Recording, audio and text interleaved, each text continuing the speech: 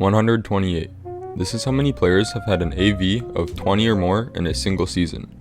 These are truly some of the elite when it comes to production over a season. However, to determine the greatest statistical season of all time, first we must understand the concept of approximate value.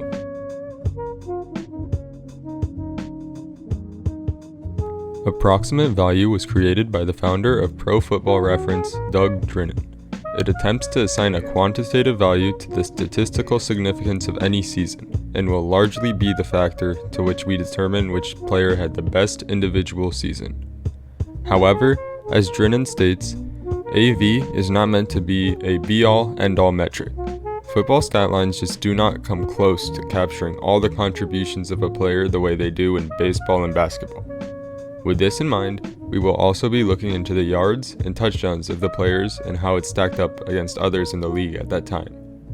If we take the top 10 AV scorers of all time, you will come across all-time great seasons such as Tom Brady's undefeated regular season and LT's 2006 season. Based on this list, we see each of the top 4 players are running backs. Each of these 4 seasons were statistically the greatest of all time, with LT leading the pack. So let's take a dive into the stats of each of these 4 seasons. In 1975, O.J. Simpson would be 2 years removed from rushing over 2,000 yards and averaging 6 yards a carry. Statistically, the 1973 season had 200 yards more than the 1975 season and 0.5 yards per carry more. So why is it not even ranked in the top 100 of all time?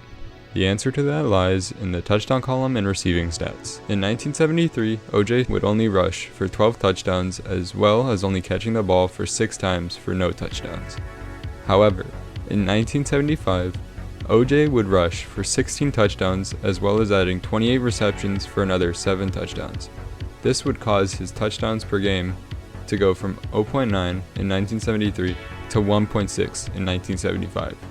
OJ would be crucial to the Bills' success as he was arguably the best running back of the 70s. And all court cases aside, OJ deserves his spot on the leaderboard as one of the most prolific running backs of all time.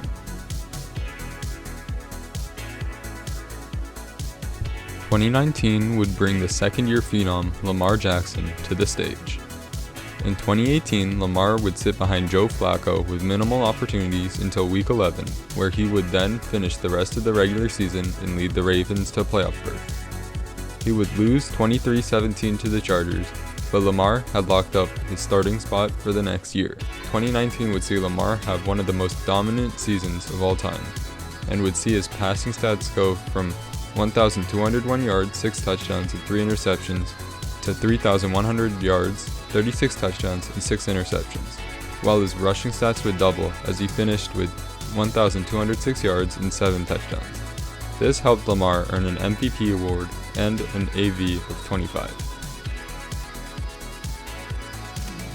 After being traded to the Rams, Falk would pair with Warner to form what is called the best show on turf.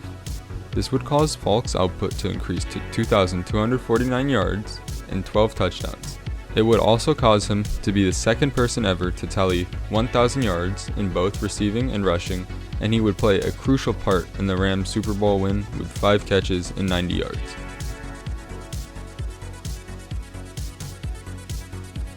In 2006, LaDainian Tomlinson would have one of the greatest seasons of a running back.